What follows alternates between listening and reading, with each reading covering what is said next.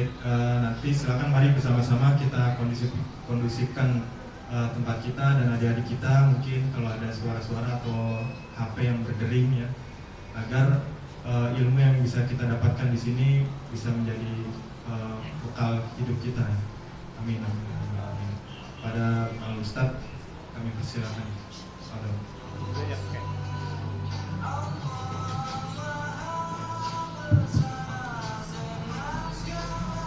Assalamualaikum warahmatullahi wabarakatuh.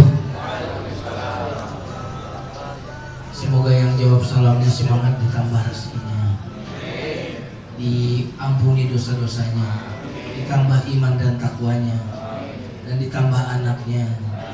Amin juga ya.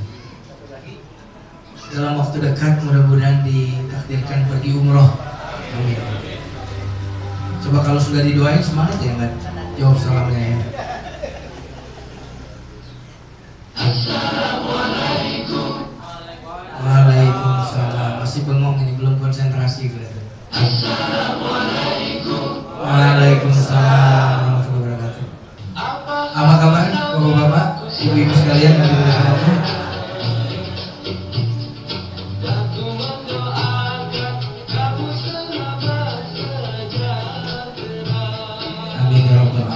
Semoga yang punya penyakit Allah sembuhkan, yang punya hutang Allah bayarkan. Kencengan dikit kalau yang belakangan enak. Yang saya hormati Ketua DKM Bapak Andi Suwandi, dan juga mungkin Ketua Yayasan merangkap atau bagaimana saya nggak tahu, dan pengurus-pengurus yang lain yang saya tidak sebutkan satu persatu.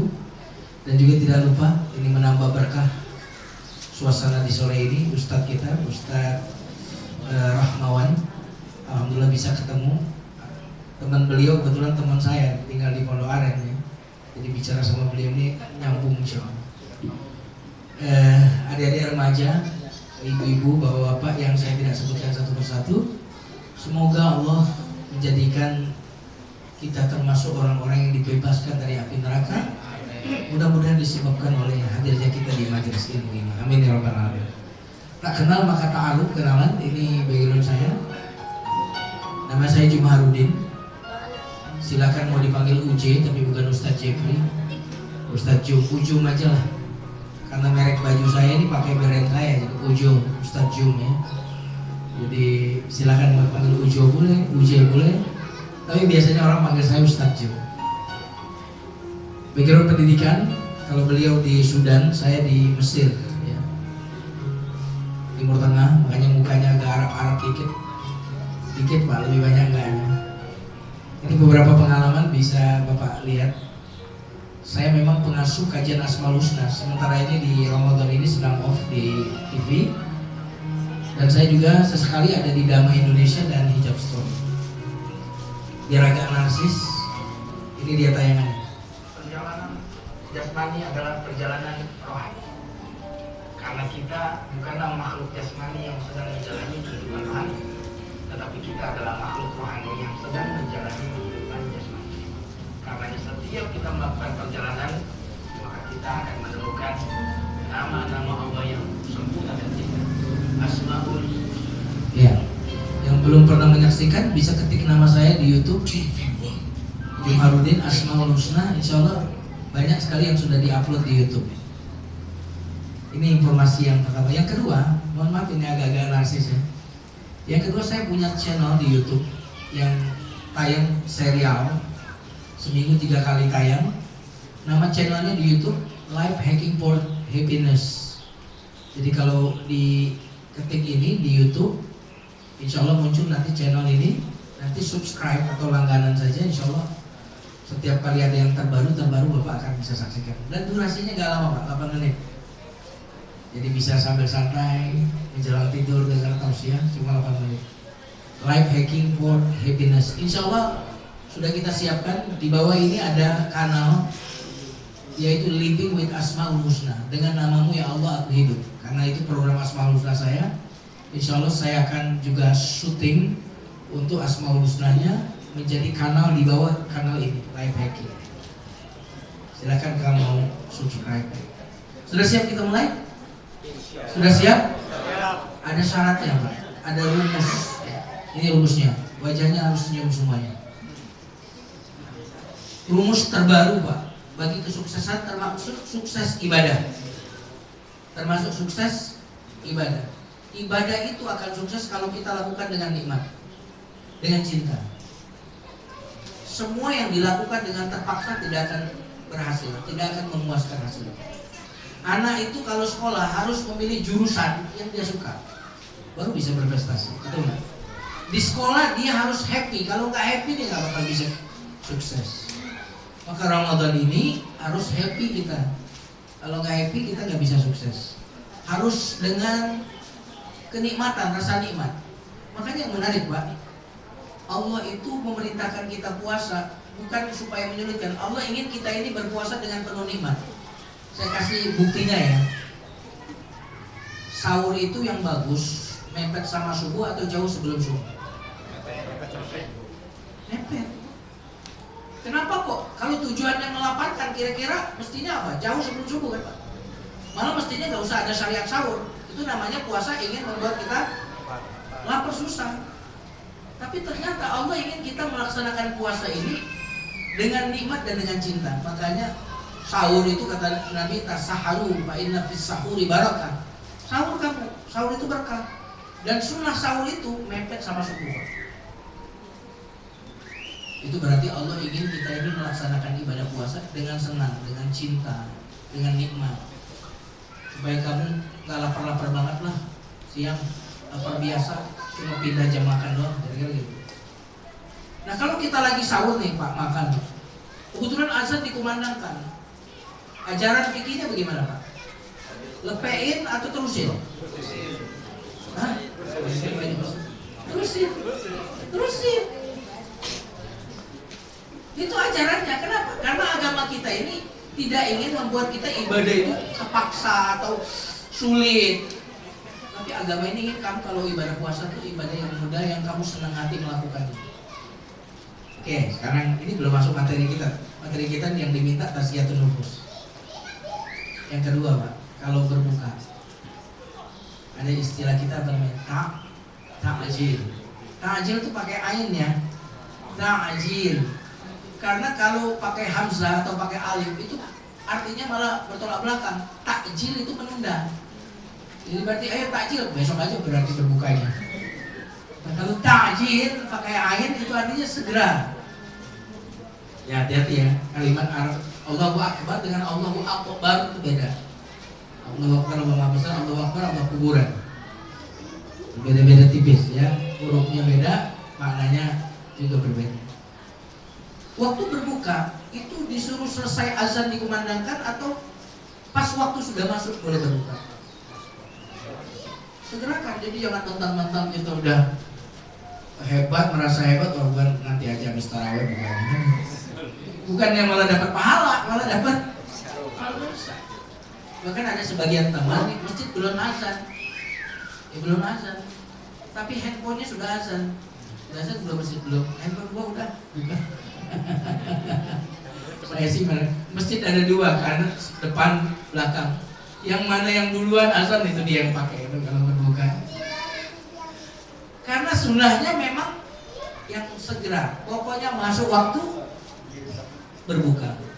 Itu artinya apa? Allah ingin kita berpuasa dengan penuh sukacita, penuh dengan nikmat, enggak kesusahan. Ibu-ibu kalau lagi haid boleh puasa? Hah?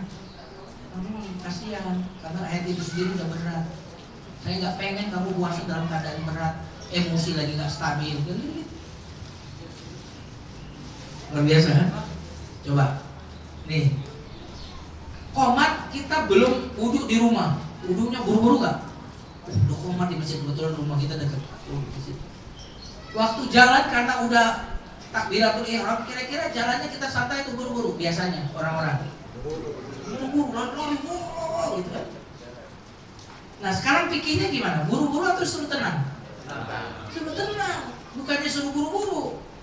Ya kamu dapatnya berapa rakaat, nanti kurangnya kamu sempurnakan setelah salam imamnya. Kenapa? Karena kamu kalau sholat itu harus tumakninah, harus tenang. Karena dengan tenang semoga kelelahanmu seharian itu akan terobati.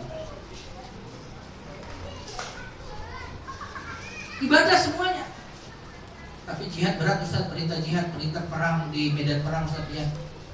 Iya, memang. Tetapi ternyata kadang-kadang siapa tahu kamu membenci sesuatu padahal itu Al-Quran redaksinya begitu ya. Kadang-kadang obat itu pahit, benar nggak? Benar nggak? Tapi pahitnya itu, nah itu. Oke lah Ustaz, itu soal jihad Ustaz. Bagaimana dengan soal infak Ustaz? Infak berat Ustaz. Coba kalau saya tanya Pak, promo lewat nih, ini belum masuk materi, baru basa-basi aja. Tapi mudah-mudahan mendapatkan poin dari situ. Infak nih, promo lewat nih. Di kantong kita ada 10.000 dengan 100.000, sama-sama merah. Yang mana yang dimasukin? Nah, yang mana Bu? Yang mana Bu? Yang 10.000 atau 100.000? Merem gitu, sambil ngatain merem atau dilihatin dulu? Jangan sampai gitu kan nih. Masukin lah, apa namanya? 10.000, 100.000 jatuh. Tromolnya masih di depan, sama yang di belakang dicolek. Terus mas, dikirain suruh masukin 100.000 uang dia. Ternyata uangnya siapa? Uangnya dia jatuh Pak. Oke, 10.000 masuk. Kan berat Ustaz infak. Makanya kata para ulama, nyawa itu nempel sama harta katanya. Nyawa itu nempel pada harta. Makanya harta di mana di situ nyawa. Orang yang biasa sedekah itu nanti matinya mudah. Kenapa matinya gampang? Husnul khotimah karena hartanya udah diduluin. Nyawa kita tuh nempel sama harta. Waktu dia mau diambil nyawanya, kan dilihatin tuh hartanya yang udah duluan ke alam barzah, ke alam akhirat tuh. Udah diduluin. Nah nyawa senang sama harta. Akhirnya apa? Ya udah deh, sekarang aja deh. Sukarela. Tapi kalau hartanya di bumi semua, di dunia semua Pak, kan? Udah mau diajak pindah kampung sama malaikat, pindah kamu. Hartanya di dunia semua. Ngelihat akhirat gak ada asetnya, dia gak mau Pak. Akhirnya dia bertahan. Karena bertahan, diajak malaikat gak mau, dipaksa. Wan nazi'ati Ustaz, gimana mau sedekah sukacita Ustaz? Susah Ustaz, karena kita pencinta harta. Lihat Pak, kita itu waktu masih muda cari harta sampai lupa sehat.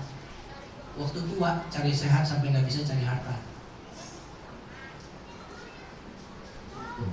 Betul.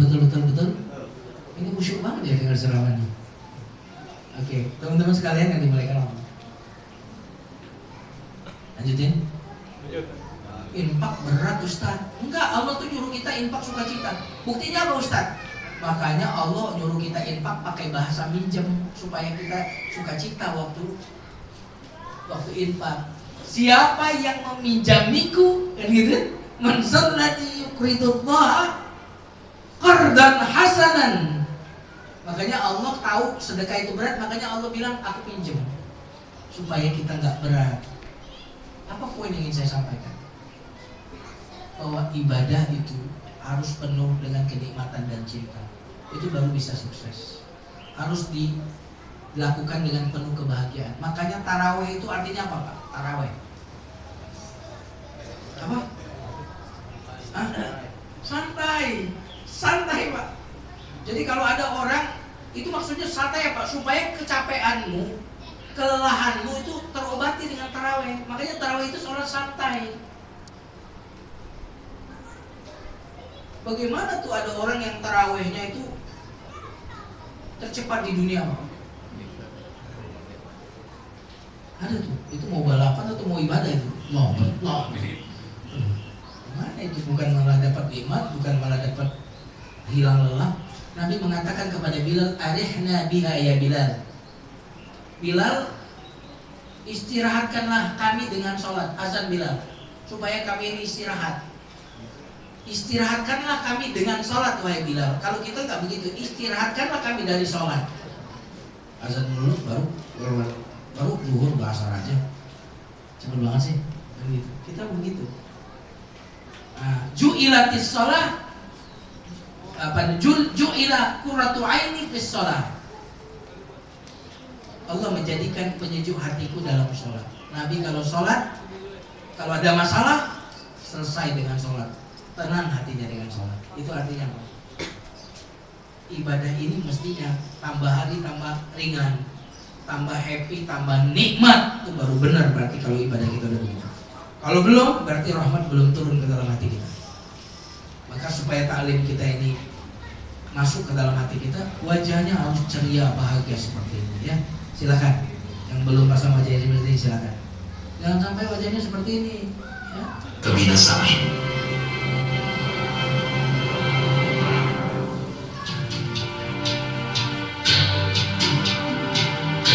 Ya, kalau wajahnya begitu saya wassalamualaikum warahmatullahi wabarakatuh. Udah pulang saya. Pak, wajah itu totalitas kita loh. Makanya ada tebak wajah, ya kan? Nggak ada tebak jempol, nggak ada. Tebak kaki nggak ada. Wajah itu wakil kita. Kalau wajah kita saja sudah tidak bersahabat, tidak menunjukkan senyum bahagia, itu berarti kita memang nggak bahagia. Ahli surga itu kata Al-Quran, wujuhu yawma idzin nadhir, wajah mereka itu berseri-seri. Betul nggak? Nah, kira-kira kalau dalam konteks menerima ilmu, yang tawadhu dengan yang sombong, wajah yang mana kira-kira? Yang ini atau yang pertama tadi? Dilihat dari wajah. Jadi kalau yang pertama tadi wajah dipakai oleh orang dewasa itu tawadhu atau sombong? Tawadhu, Pak. Syarat menerima ilmu, saat menerima hidayah itu harus rendah hati, Pak. Makanya Nabi bersabda, tidaklah seseorang tawadhu kepada Allah sambil Nabi tempelkan ke tanah, Pak. Kecuali Allah akan angkat derajatnya. Nabi membalik seperti ini. Kenapa demikian? Karena contoh tawadhu itu adalah tanah. Kita injak-injak, Pak. Karena dia nggak merasa hebat, nggak merasa tinggi, dia diinjak anak kecil juga mau, nggak marah-marah. Tawadhu. Makanya Allah angkat derajat tanah, kita cium 5 kali sehari, Pak. Karena dia merendah. Tawadhu'atil ard, tanah itu tawadhu, dataran rendah, itu disebut tawadhu'atil ard, dataran rendah. Kenapa kita nggak tambah ilmu, nggak tambah hidayah? Karena kita nggak tawadhu, merasa hebat. Dinasihati istri, oh kamu semenjak jadi pengajian jadi ustazah ya, nasihatin dulu saya gitu. Nasihat dulu, mau jadi ustazah kamu nasihatin saya. Sering kali, atau dinasihati anak. Kita sering terhalang dari hidayah karena kita merasa sudah pintar, merasa hebat, merasa kuat, merasa paling kaya. Itu hidayah susah masuk ke dalam hati kita. Makanya tuh air ngumpulnya di dataran tinggi atau dataran rendah, Pak? Air. Rendah. Air itu adalah ilmu, Pak. Ilmu itu hanya ngumpul di orang yang tawadhu. Tidak akan menghampiri hati orang yang sombong tuh ilmu. Makanya wajahnya harus tawadhu. Salah satu ciri orang tawadhu wajahnya senyum. Dan saya lihat di sini senyum semua ya. Tapi belum 100%, Pak. Malu Ustaz kan, Ustaznya baru, ya kan? Jadi kita belum cair. Supaya 100%, Pak, nonton ini dulu ya. Belajar menghafal Pancasila ya. Pancasila. Satu. Ketuhanan. Ketuhanan. Ketuhanan.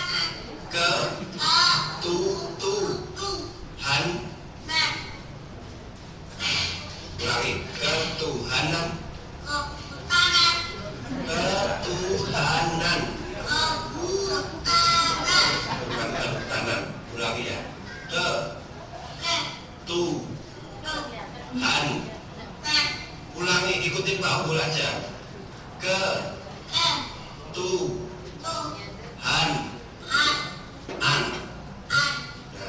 Ketuhanan. Ikutin Pak Abul aja ya. Kamu Pancasila ya. Ikutin jadi pertama ya. Pancasila. Satu.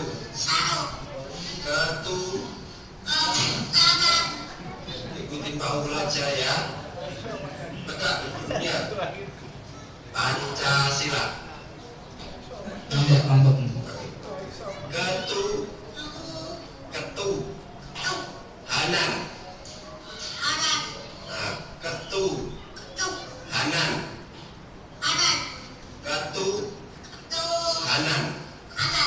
Ketuhanan.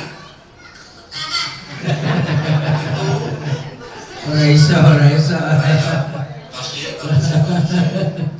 Subhanallah. Mudah-mudahan dengan tayangan ini, nah ini udah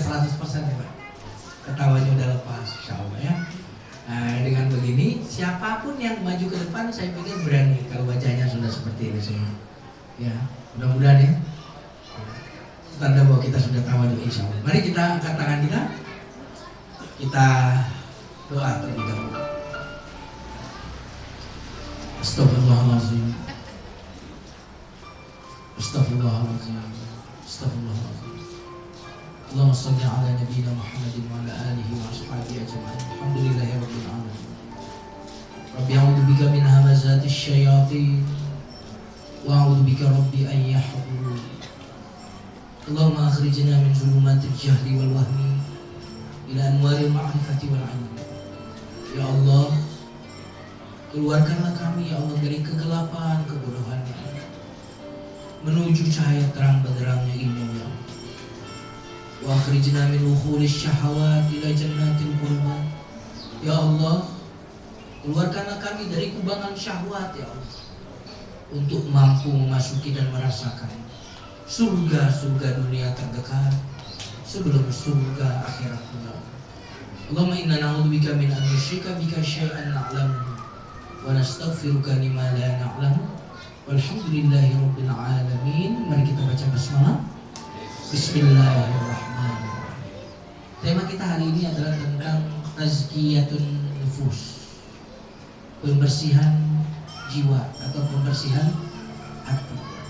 Kalimat ini, istilah ini ternyata kalau kita pahami terambil dari Al-Quran, istilah tazkiyatun nufus. Makanya untuk bisa memahami tazkiyatun nufus ini, Bapak Ibu sekalian yang dimuliakan Allah, kita harus memahami proses penciptaan manusia. Oke, silakan Bu, masuk Bu. Ya. Monggo silakan ambil posisi PW. Posisi Wena, silakan. Yang nyender silakan. Ya. Pak, nyender itu enak ya Pak? Nyender enak kan? Relax, tenang. Makanya kalau umroh Pak, nggak usah takut nyasar di sana. Pokoknya cari aja tembok orang Indonesia pada nyender di sana. Kenapa nyender itu enak? Ya ada tempat sandaran Ustaz.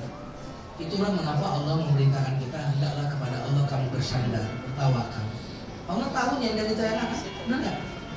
Makanya Allah mengatakan hendaklah kepadaku kamu bersandar atau bertawakal. Allahus samad. Ya, silakan yang nyender tetapi sambil bersandar kepada Allah juga ya. Untuk mampu memahami tazkiyatun nufus, pembersih jiwa, kita harus memahami tentang kejadian manusia secara ringkas karena waktu kita nggak banyak. Manusia itu pertama diciptakan jasadnya dulu, fisiknya dulu, baru ditiupkan ruh. Itu bagaimana Pak? Jasadnya dulu, fisiknya dulu. Inilah yang Allah firmankan di dalam surat 15 ayat 28 sampai 29. Mari kita adamkan hati kita.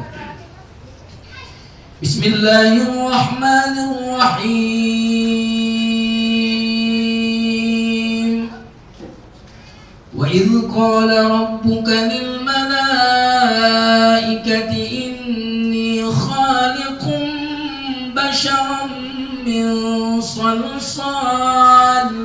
min salsalin min hama'in masnun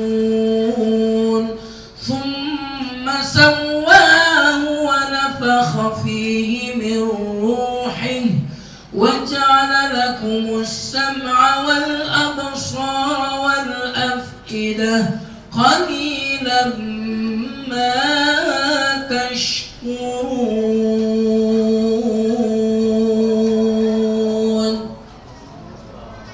Dan ingatlah ketika Tuhanmu berfirman kepada malaikat, sesungguhnya aku menciptakan seorang manusia dari tanah liat kering yang berasal dari lumpur hitam yang diberi bentuk. Maka apabila aku telah menyempurnakan kejadiannya, sempurna dulu fisiknya ya, baru kemudian meniupkan ke dalamnya ruh ciptaan. Artinya ada dua manusia itu. Pertama dari fisik ya, fisiknya, kemudian yang kedua apa? Ruh. Oke. Sekarang pertanyaan pertanyaannya adalah kita bahas dulu bagaimana sih sisi fisiknya penciptaannya. Ini dia. Dalam surat 22 ayat 5 Allah Subhanahu wa taala berfirman, "Hai manusia, jika kamu dalam keraguan tentang kebangkitan dari kubur, maka ketahuilah, sesungguhnya kami telah menjadikan kamu dari tanah, kemudian dari setetes mani, kemudian dari segumpal darah." Ini fisik kita nih. Kemudian dari segumpal daging yang sempurna kejadiannya dan yang tidak sempurna, agar kami jelaskan kepada kamu dan kami tetapkan dalam rahim apa yang kami kehendaki sampai waktu yang sudah ditentukan. Detail nih prosesnya. Kemudian kami keluarkan kamu sebagai bayi. Kemudian berangsur-angsur kamu sampailah kepada kedewasaan. Dan di antara kamu ada yang diwafatkan dan ada pula di antara kamu yang dipanjangkan umurnya sampai pikun. Mudah-mudahan kita nggak sampai pikun. Amin. Mau nggak supaya nggak pikun? Sering-sering baca Quran itu yang pertama. Karena ketika baca Quran otak kita aktif. Kan ada idgham, ada isar, ada iqlab, ada tafkhim, takik. Itu kan harus mengingat terus. Wah ini seperti itu. Yang kedua, hafalan Qurannya ditambah, Pak. Makanya orang yang kena pikun itu harus sering diajak ngomong obatnya, harus sering diajak bicara, harus sering berinteraksi, Pak. Nah, orang yang sering baca Quran, ibadahnya bagus, subhanallah, maka otaknya, ingatannya akan bagus. Ya. Oke, Bapak Ibu sekalian yang dimuliakan, ini proses penciptaan manusia secara fisik. Berarti secara fisik pertemuan antara sel telur dengan hukum. Ada unsur ikhtiar manusia di situ kan, Pak? Benar nggak? Jadi yang namanya anak itu ada peran kita, makanan yang kita makan, benar nggak?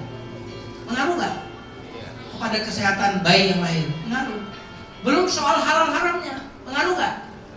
Alhamdulillah kalau halal semua, subhanallah. Kayak apa nih anak kita ini?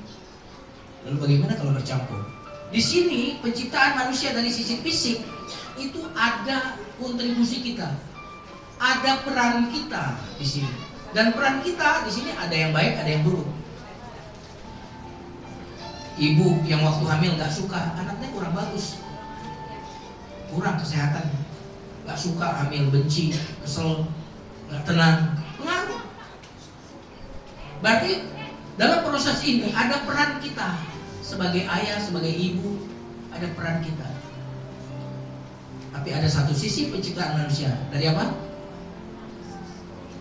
Ruh. Ruh itu dari siapa? Allah. Allah itu ada negatifnya nggak? Ada jeleknya nggak? Ada buruknya nggak? Nah. Kalau fisik kita tadi, ada peran kita nggak? Kalau ada peran kita, ada negatifnya nggak? Ada sifat buruknya nggak? Oke, ini dulu supaya kita masuk tazkiyatun ruh. Tazkiyatun nufus itu apa sih, Ustaz? Pembersihan jiwa itu apa sih? Nah, jasad ketemu ruh. Kalau ruh tadi baik semua, Pak, nggak ada yang jelek tuh, membawa sifat-sifat baik tuh ruh. Nah, ruh inilah yang membawa sifat takwa. Makanya di ayat yang kau dibaca tadi, fa'alhamaha fujuraha wa taqwaha, ruh ini membawa sifat baik, sifat bahagia, tenang, ya, sabar, ikhlas, syukur itu bawaan.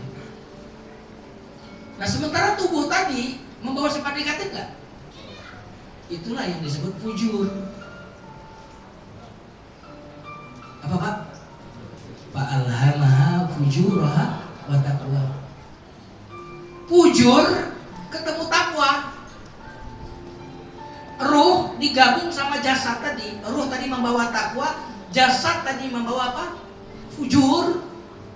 Yang negatif-negatif digabung.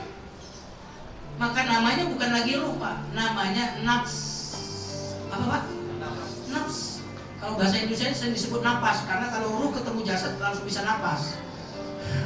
Kalau ruhnya pergi, nggak bisa napas. Nafsu, kira-kira gitu. Nafs. Jadi yang namanya ruh kalau udah ketemu jasad nggak disebut ruh lagi, tapi disebut apa? Nafs. Berarti di dalam nafs tadi ada bawaan ruh apa tadi? Apa? Lalu takwa. Ada bawaan fisik, jasad apa? Sujud.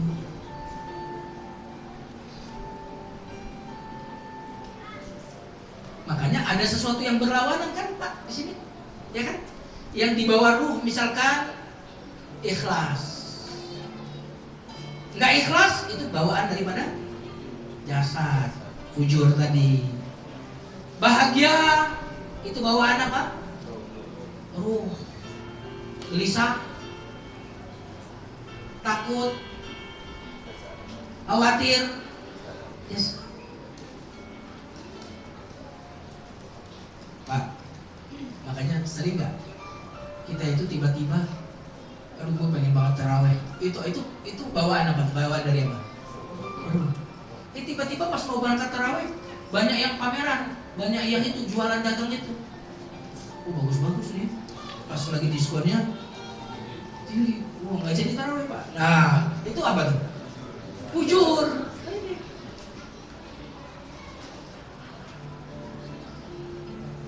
Sudah paham Pak? Berarti di dalam diri kita ini Pak terjadi pergolakan yang luar biasa. Pergolakan. Apalagi kalau ini kekuatannya 50-50 Pak. 50-50. Ini bisa pertama pagi-pagi takwa, siang fujur. Siang fujur, malam takwa, taraweh gitu kan.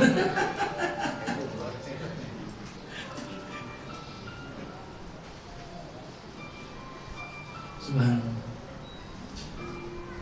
Nah, inilah makna firman Allah di dalam surat Asy-Syams tadi. Wa nafsi wa ma sawwaha. Ya. Kalau ruh kan ini ya, firman Allah. Dan mereka bertanya kepadamu tentang roh. Katakanlah, roh itu termasuk urusan Tuhanku, dan tidaklah kamu diberi pengetahuan melainkan sedikit. Ini roh itu dari Allah. Gak ada peran kita sama sekali. Dia bersih, suci. Maka ketika yang suci ini bercampur dengan yang tadi mungkin kotor tadi, itu tergantung nih mana yang menang, mana yang dominan Pak. Subhanallah. Oke, saya ulang. Ruh ketemu jasad namanya apa? Di dalam nafs itu ada apa berarti? Ada apa saja unsurnya? Ujur dan roh atau jasad. Roh bawa apa? Takwa. Jasad bawa apa? Ujur. Subhanallah. Inilah makna firman Allah di dalam surah Asy-Syams. Wasy-syamsi wa duhaha wal qamari idza talaha wan nahari idza jallaha wal laili idza yaghsha was samaa'i wa ma banaha wal ardi wa ma tahaha wa nafsin wa ma sawwaha فألهمها فجورها وتقواها قد أفلح من زكاها وقد خاب من دساها.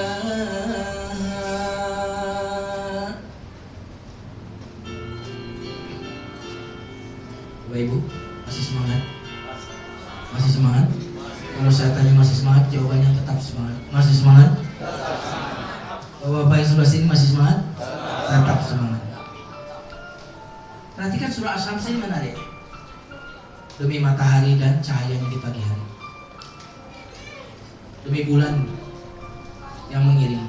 Tuh, bicara setiap benda langit pendek-pendek kan? Pendek-pendek gak? Pendek-pendek Pak. Demi matahari dan cahayanya di pagi hari, demi bulan yang mengiringi, demi bumi. Giliran bicara tentang manusia, nafs, panjang Pak, panjang. Seolah-olah Allah absen. Matahari siap, bulan siap, manusia siap. Oh kalau kamu sini, saya ada urusan yang lain. Nah, itu Makanya wa nafsi wa ma sawwa fa'alhamaha itu ujurha wa taqwa qad aflaha man zakkaha. Waktu itu bicara tentang manusia. Panjang, subhanallah.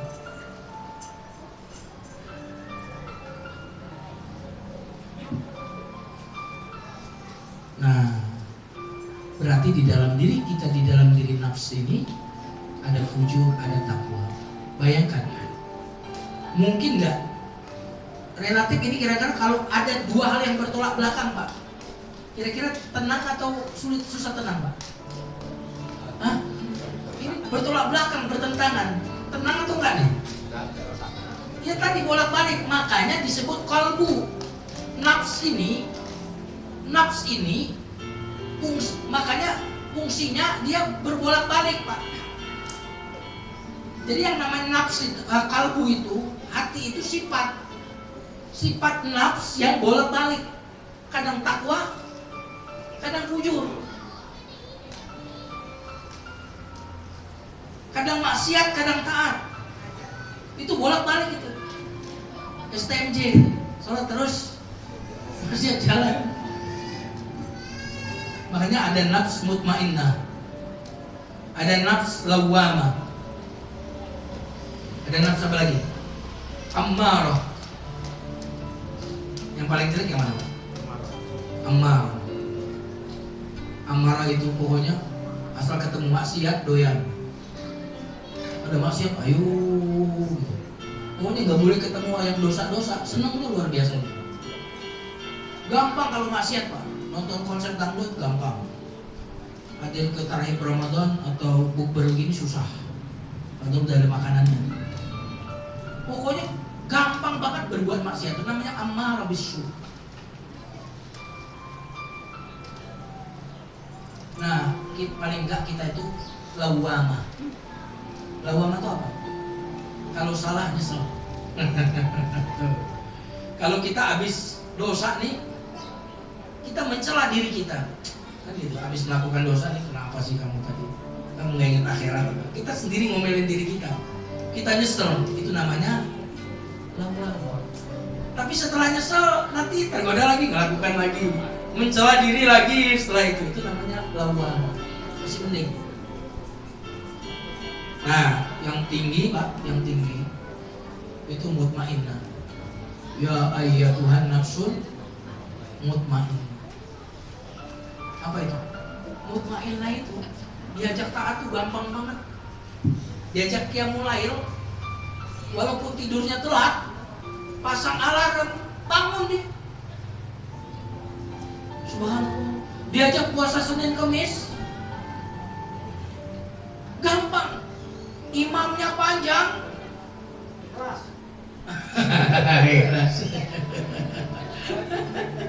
Imamnya panjang, seneng aja dia. Ini namanya mutmainnah. Udah satu arus dengan kebaikan. Dia sama kebaikan tuh chemistry banget. Istilahnya gue banget ya. Gitu. Nafsu mutmainnah tuh kalau ketemu kebaikan, ini gue banget nih. Kalau nafsu amarah ketemu maksiat, gue banget gitu. Ada orang ngeliat pengajian, ngapain sih pada pengajian? Ngapain sih pada capek-capek pengajian, pada puasa kan? Kalau ada amarah itu, Pak. Udah paling enak tuh kalau mutmainnah. Main.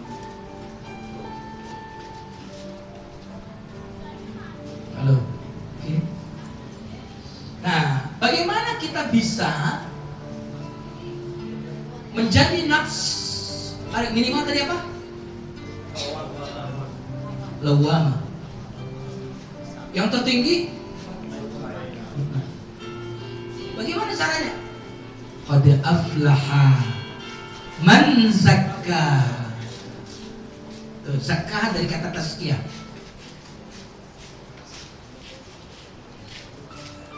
Zakat dari kata zakat. Zakat artinya apa? Bersih. Selain bersih, arti zakat itu tumbuh, berkembang, naik level, bertambah. Zakah bersih itu beda dengan tahur, tohara. Kalau tohara itu bapak wudhu itu tohara, cuci fisik. Kalau Kalau ada baju kotor dicuci itu namanya tohara. Tapi kalau yang tak nampak di dalam diri kita itu kita bersihkan, itu namanya zakat. Zakat itu membersihkan. Kalau zakat pakai tasdid itu benar-benar bersihin. Nah, ayat ini ingin mengatakan kepada kita, perhatikan ini. Sungguh aflaha. Apa? Dari kata falah. Halo? Hayya 'alal falah. Hayya 'alas. Itu artinya apa? Orang sukses menjadi falah kalau sholatnya bermasalah. Banyak hayya 'alas sholah, hayya 'alal falah. Kamu minta sukses kepada Allah, sholatnya bermasalah, gimana? Wong hayya 'alas sholah, hayya 'alal falah. Artinya kalau sholat kita benar, rata-rata kita bisa sukses. Problemnya selama ini kita melaksanakan gerakan sholat, bukan melakukan sholat.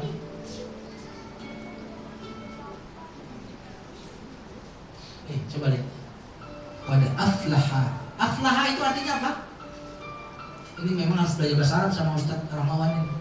Aflaha itu dari kata falah. Falah itu petani. Kenapa petani nanam biji mangga satu? Buahnya satu atau banyak? Mestinya petani itu sudah sukses, Pak. Kalau di Eropa, Pak, yang kaya-kaya itu petani, Pak. Yang punya mobil-mobil yang mewah-mewah itu petani. Kalau di Indonesia, petani malah meninggalkan ladangnya, Pak. Nah, kos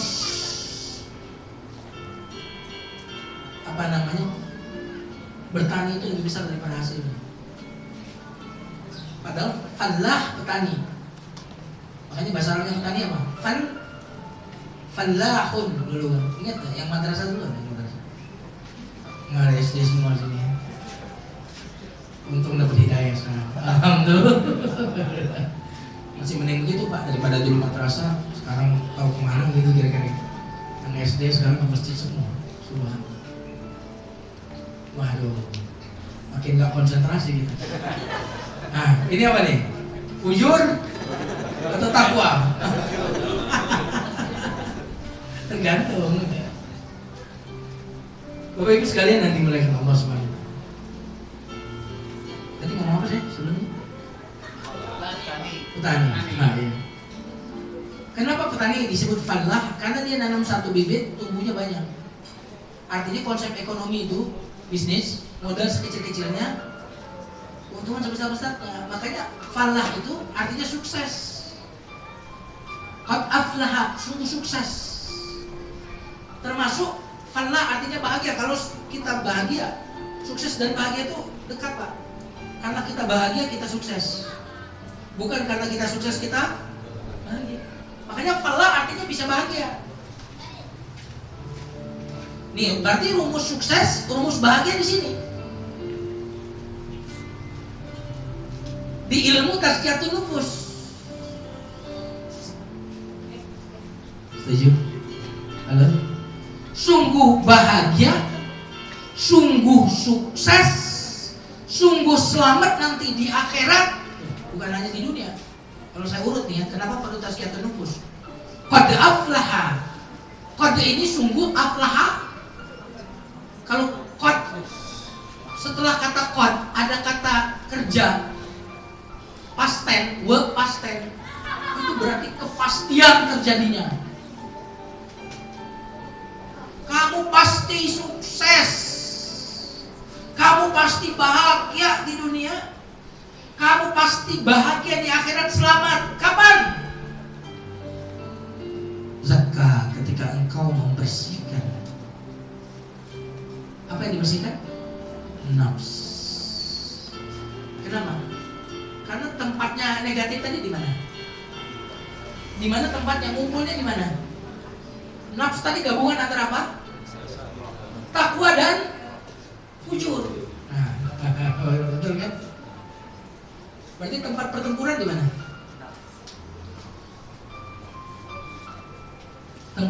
di mana?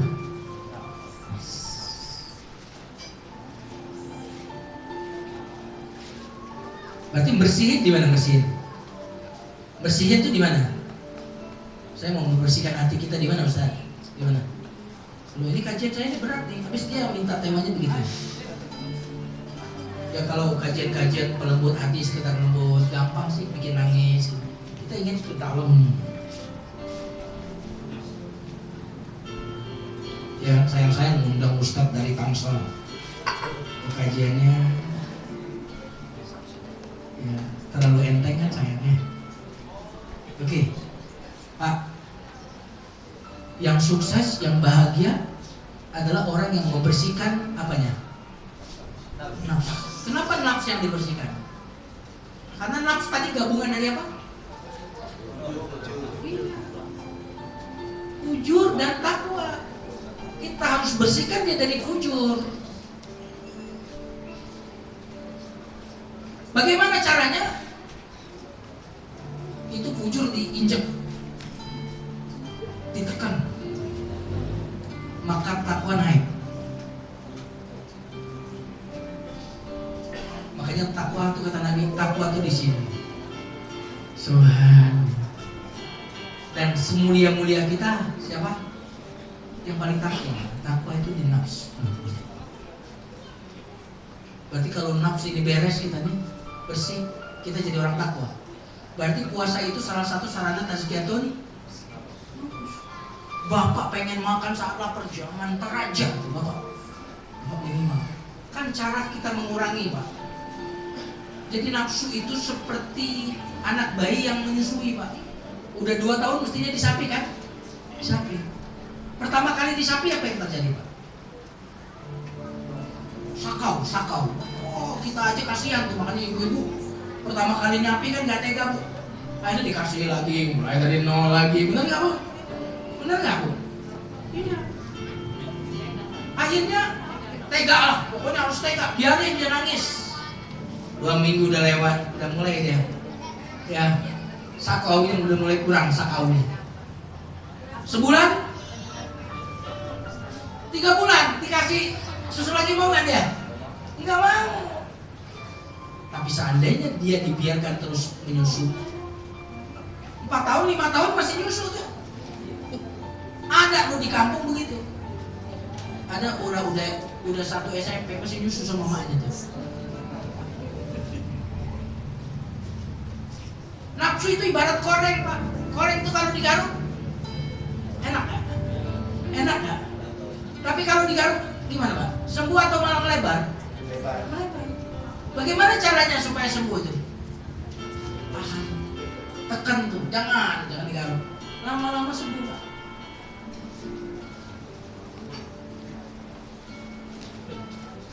Halo. Nah, tadi kalau takwa itu simbol apa, Pak? Simbol apa, Pak? Takwa. Simbol sifat-sifat baik, sabar, pemaaf, hati-hati, rajin, sungguh-sungguh, kira-kira itu di nafs. Kalau itu yang kita hidupkan di hati kita, maka fisik kita itu akan ngikut. Kenapa? Coba, Pak. Tangan ini, Pak, kalau hati kita lagi marah, gimana, Pak? Berubah nggak? Jadi tegang nggak? Mata gimana, Pak, kalau dimarah? Marah sini. Marah tuh fujur. Ketika fujur ini diminimalkan, dikalahkan dengan takwa, dengan kesabaran di hati. Ketika ada yang nyinggung kita pun, ketika kita ada yang nyinggung kita, ada yang menyulut emosi kita, kira-kira tangan kita mengepal nggak? Enggak. Biarin, mungkin dia lagi nggak punya duit tuh, gitu, mulutnya asem, iya kan? Paling dia lagi banyak gagal. Buktinya apa? Caci maki melulu dia, pasti dia lagi nggak bahagia itu. Kok mulutnya ngomongin orang dulu? Kalau orang bahagia nggak mungkin tuh kayak gitu mulutnya, tuh kan? Nah itu coba lihat. Halo. Hati dengan Jadi ibu-ibu jangan pernah bilang gini, yang penting kan hati, nggak nutup aurat mah nggak apa-apa. Kan ada yang ngomong begitu deh. Yang penting hati, nggak nutup aurat nggak apa-apa. Daripada ibu anu, Pak jilbab panjang sih tapi mulutnya pedes. Angga cabai lagi mahal, cabai pedes. Mendingan saya nih, meskipun bajunya begini, kan ada tuh yang begitu ngomongnya. Tapi saya mah sama orang-orang ramah, tanya si Anu tuh. Saya mah orang gaul, Bu. Kalau hati kita bagus, pasti luarnya bagus. Tapi kalau luarnya bagus, belum tentu. Tuh, rumusnya begitu. Setuju? Dalilnya apa Ustaz? Dalilnya Quran. Qul in kuntum tuhibbunallaha fattabi'uni. Kalau kamu cinta kepada Allah, takwanya, cinta, pasti kamu luarnya ngikutin Nabi. Nah, itu berarti ada hubungan antara dalam dengan luar. Kamu cinta, takwa kamu. Wa may yu'azzim sya'airallah fa innaha min taqwal qulub. Siapa yang mengagungkan syiar-syiar Allah itu bersumber dari takwa hati. Jadi kalau hatinya takwa melihat Quran, subhanallah. Ketemu tarawih, ya Allah makasih. Itu kenapa? Takwa qulub.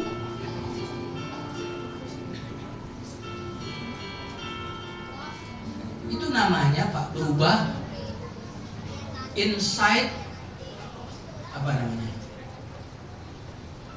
Dari dalam keluar. Apa bahasa Inggrisnya? Hah? Apa bahasa Inggrisnya? Dari dalam keluar. Kalau dari luar ke dalam, outside in approach, inside out approach, gitu. Kira-kira gitu. Inside out approach. Itu kita dari dalam. Kalau istilahnya tuh kalau luar itu mah front stage. Front stage itu panggung depan. Panggung depan orang karena ditepuk tangan itu di mana? Di panggung depan atau panggung belakang? Panggung depan. Wow, orang semua. Wow. Tapi nanti setelah di panggung apa sama keceriaan orang itu? Kembali nih. Nah, kita itu lebih banyak nih di panggung depannya. Kepalsuan, pencitraan. Halo, ini kok tegang semua ya? Nah, tazkiyatun nufus itu Pak, bukan pencitraan. Dia adalah backstage kita. Karena semua kehebatan di depan panggung itu ditentukan oleh backstage kita. Asli kita di situ. Makanya Allah tuh nggak mau melihat luarmu, karena itu nggak asli. Tadi pagi saya ceramah di anak-anak SD, Pak. Saya sebilang sama panitia kemarin dia nambah, saya itu nggak ahli kalau ceramah sama anak-anak SD. Anak-anak SD itu bukan nggak mau, saya bilang mereka itu punya bahasanya sendiri. Kalau serius-serius kayak gini mau denger, saya bilang gitu. Nanti kata pokoknya harus. Kalau udah terlalu akrab tuh Pak sama mereka, pokoknya harus, terserah deh pokoknya. Mau bagus mau enggak saya terima aja. Ya udah kalau begitu mah. Akhirnya apa Pak? Akhirnya saya pakai pakaian biasa, agak pakai peci. Masuk biasanya ke masjid itu pakai peci Pak. Ini pakai peci. Lewat depan pengurus itu nggak ada yang kenalin Pak. Rambut saya muncungin dikit ujungnya itu kayak yang tadi itu Pak, yang tayangan itu. Gitu. Ustaz tadi kan udah lewat tempat apa? Kirain bukan Ustaz. Itu namanya casing Pak. Casing Bapak mau kayak gini nih, Tanah Abang Pak. Tanah Abang nih. Front stage. Gampang, modalnya gampang. Modal 150.000 udah jadi Ustaz. Pelaku gaya aja udah kayak Ustaz. Itu yang di TV itu. Gay Pak, aktivis gay jadi Ustaz. Gara-gara apa nih? Apalagi atributnya sekarang dukun sama Ustaz tuh darah-darah tipis. Lama-lama Ustaz pakai helm aja deh.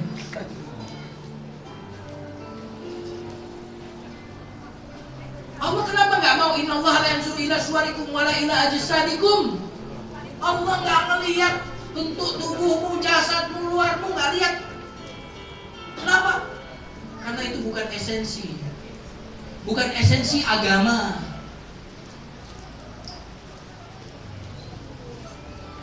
Itu namanya seremonial agama. Pak, kenapa kok Islam di Indonesia ini lemah, Pak? Karena seremonial, Pak. Nggak masuk ke sini nih.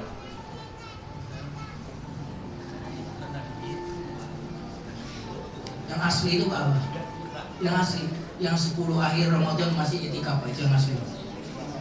Yang 10 akhir Ramadan masih tarawih, itu yang asli.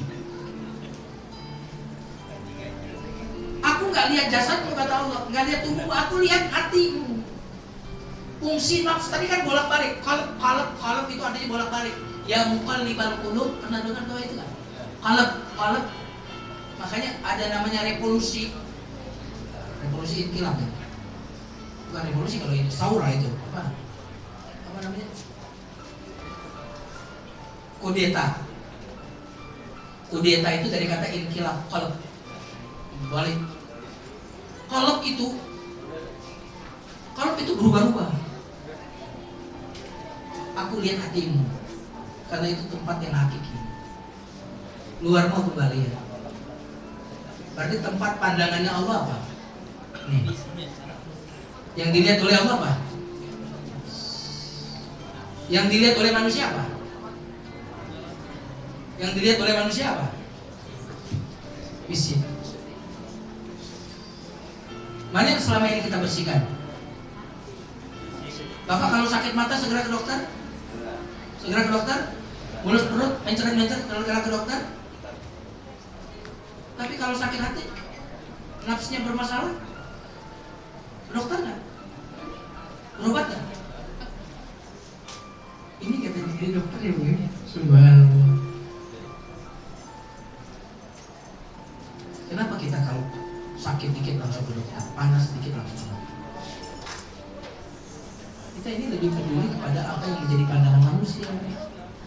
Ibu-ibu di sini, siapa yang di sini ibu-ibu yang datang ke sini tadi nggak ngaca, nggak bercermin angkat tangan?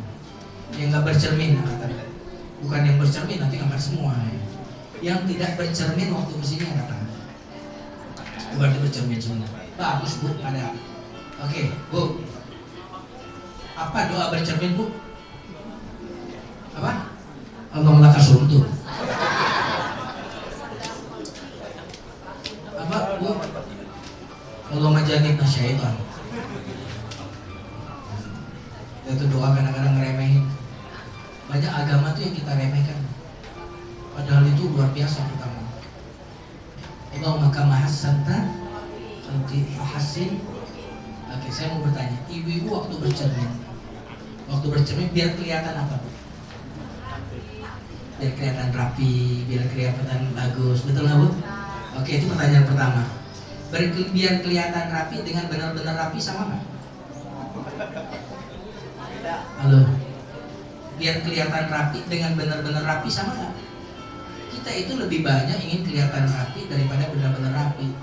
Kita itu lebih ingin kelihatan kaya daripada benar-benar kaya. Kita itu lebih banyak ingin kelihatan soleh daripada benar-benar soleh. Kita itu lebih banyak ingin kelihatan soleha daripada benar-benar soleha.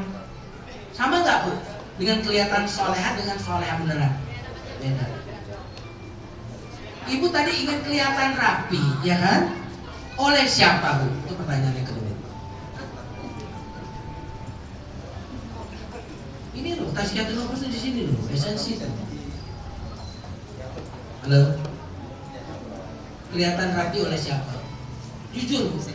Enggak, biasanya umumnya ingin kelihatan rapi oleh siapa? Ingin dipuji siapa tuh habis ngaca terus rapi, ingin dipuji siapa? Berarti ingin kelihatan rapi oleh siapa?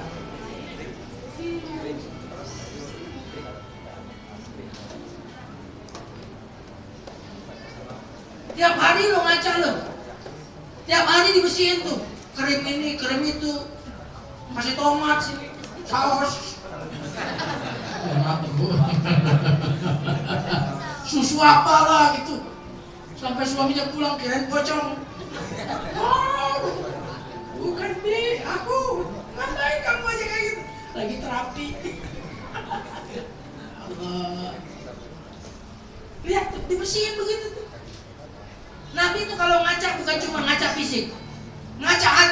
Ya Allah, sebagaimana kau indahkan fisikku ya Allah, perbaiki dan indahkan ini. Tazkiyatun nufus, berapa menit lagi? 2 menit lagi ya. Subhanallah. Kalau materinya masih banyak. Nih Pak, berarti kalau mau sukses, Bapak, orang itu syarat sukses, syaratnya salah satunya dia cerdas emosional, betul nggak? Cerdas emosional itu apa sih maksudnya? Pintar bergaul, ramah, betul nggak? Itu cerdas emosional. Nah, cerdas emosional itu pangkalnya di mana? Di sini perbaikannya. Ketika takwa ini kita kembangkan, kita tumbuhkan, wujudnya kita ini, maka keluarlah yang namanya kecerdasan emosi. Nah, kebahagiaan itu sumbernya di mana? Halo? Kebahagiaan tadi miliknya fujur atau miliknya takwa? Miliknya takwa. Ketika nafsnya ini kita zakah, kita tumbuhkan, kita bersihkan dari kotoran, kita injek tuh yang fujurnya, maka kebahagiaan. Maka jangan heran Pak, orang di penjara bisa ngarang kitab Pak, bisa ngarang buku. Buya Hamka almarhum itu ngarang kitab tafsirnya di mana?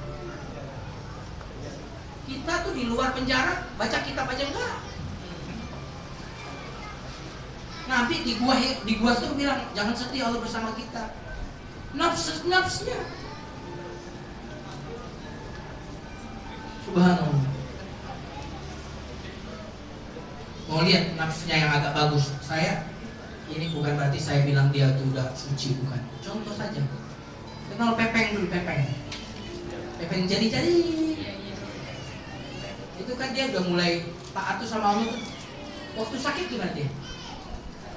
Ngeluh nggak dia? Malah jadi motivator Pak.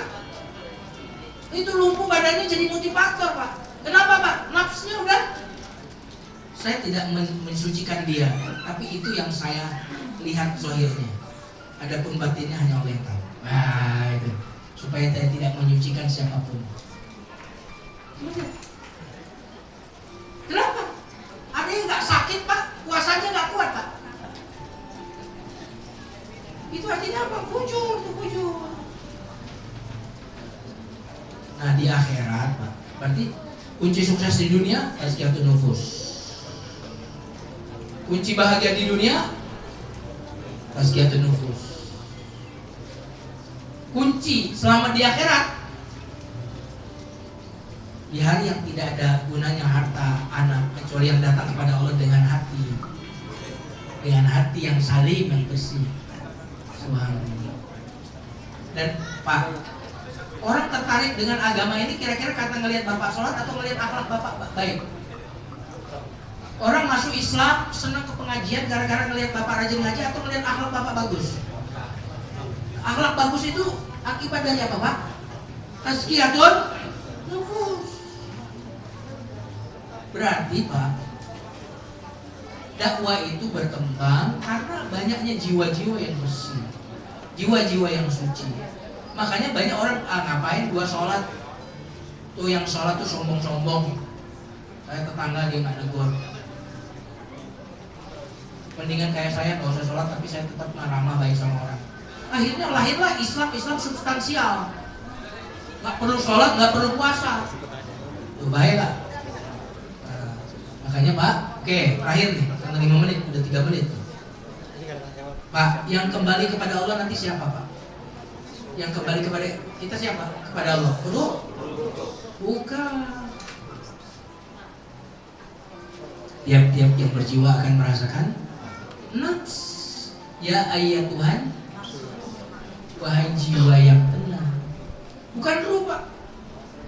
Karena ruh tadi potensi baik, pulang dia udah bawa bekal, bawa olahan dia. Kalau dia takwa tadi bawa dia bahagia berjumpa dengan Allah. Tapi kalau yang dominan fujur, ketemu dengan Allah, bayangkan Pak. Makanya yang dipanggil apa? Bukan ya ayat Tuhan ruh, ya ayat Tuhan nafsul. Yang dibalas apa Pak? Nafs. Karena kalau ruh berarti siksaan nanti hanya bersifat ruh, fisik enggak. Al-yawma tujza kullu nafsim. Pada hari ini aku akan balas setiap jiwa Karena jiwa itu berarti jasad dan ruh. Berarti yang akan pulang kepada Allah jasad dan ruh. Ada jasad dan yang ruh bersih, takwa baik, maka dia irji'i ila rabbiki.